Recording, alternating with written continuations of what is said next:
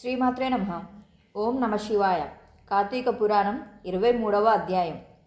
ఆ కథ విని అగస్త్య మహాముని, అత్రిమునీశ్వర, యుద్ధమునందు జయము పొందిన పురంజయుడు తర్వాత ఏం చేసెనో తెలుపుడు అని అడుగగా, అత్రి మహాముని ఇట్లు చెప్పెను. పురంజయుడు యుద్ధం నందు జయము పొందిన తర్వాత శత్రుబాధ రహితమైన అయోధ్య నగరం నందు సమస్త వీరులలో శ్రేష్ఠుడై, ఇంద్రుని వంటి పరాక్రమం కలవాడై, సత్యవాదియు, సదాశుచియు, దాతయు, భోక్తయు, ప్రియవాదియు, రూపవంతుడును, గొప్ప తేజస్సు గలవాడును, సర్వజ్ఞానకర్తయును, బ్రాహ్మణ ప్రియుడును, వేదశాస్త్రములందు ప్రావీణుడును, ప్రియుడును, శత్రువులను శిక్షించువాడును, హరిభక్తుడును, అర్షట్వర్గములను జయించిన వాడును, కార్తీక వ్రతం ఆచరించి సకల పాతకములను నశింపజేసుకున్న వాడునై రాజ్యపాలన చేయుచుండెను.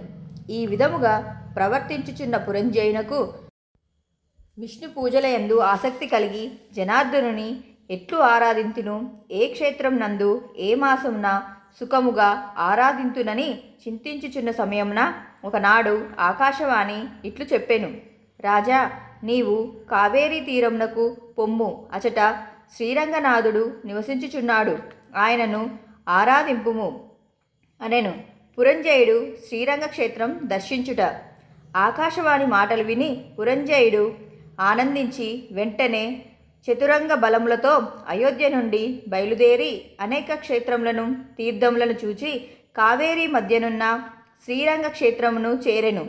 పురంజయుడు అచటికి కార్తీక మాసమంతయు ఉండి శేషశయనుడగు శ్రీరంగనాథుణ్ణి పూజించుచు కార్తీక వ్రతం చేసెను.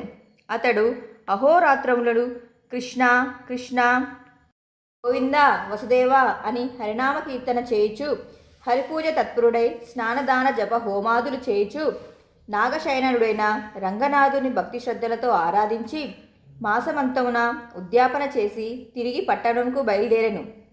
పురంజయుడు మార్గమధ్యమందున్న దేశములను చూచుచూపోయి తన రాజధానియగు అయోధ్యను చేరెను.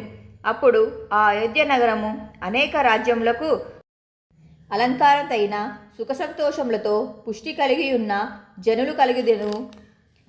దృఢమగు ప్రాకార తోరణాదులు, యంత్రములు, గడియలు గలదిగను, అగర్తలు గలదిగను, వేలాది గుర్రములు, ఏనుగులు, రథములు కలదిగా అనేక దేశస్థులతో లక్షలాది భటులతోడును నిండియుండి కన్నుల వైకుంఠం వలె కనబడుచుండెను.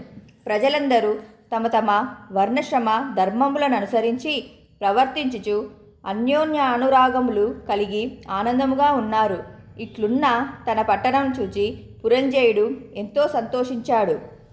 పురంజయుడు వైకుంఠవాసి అగుట. అయోధ్య నగర వాసుల తీర్థయాత్రలు ముగించి తిరిగి వచ్చిన తమ రాజునుకెదురేగి పేలాలు, పువ్వులు చల్లిరి. పురంజయుడు తన పట్టణంలో ప్రవేశించి ఆనందముగా కాలం గడుపుచుండెను. ధర్మం తప్పక రాజ్యమును పాలించెను.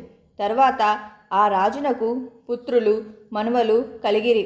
వారితో అతడు సకల భోగములను అనుభవించి కొంతకాలం గడిచిన తర్వాత తన జ్యేష్ఠపుత్రునకు రాజ్యభారం అప్పగించి సతీ సమేతముగా అడవికేగి అచట వనప్రస్థాశ్రమ అవలంబించి కార్తీక వ్రతం ప్రతి సంవత్సరం ఆచరించుచు స్థిరమగు హరిభక్తి కలిగి ఉండెను. తర్వాత వైకుంఠంనకేగి సుఖముగా ఉండెను. కనుక ఓ అగస్త్యముని పుంగవ, కార్తీక వ్రతం ఎంతో మహిమగలదని తెలుసుకొనుము. కార్తీక ధర్మము కేశవునకు ఎంతో ప్రియమైనది. ఈ వ్రతం ఆచరించువాడు తప్పక పరమపదం పొందగలడు. సర్వసౌఖ్యముల నొసగినట్టియు కలికల్మష నాశకార్యనగు ఈ వ్రతమాచరించని వాడు దుఃఖమును నరకమును పొందును.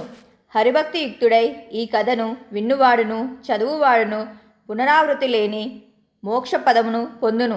శ్రీమాత్రే నమః.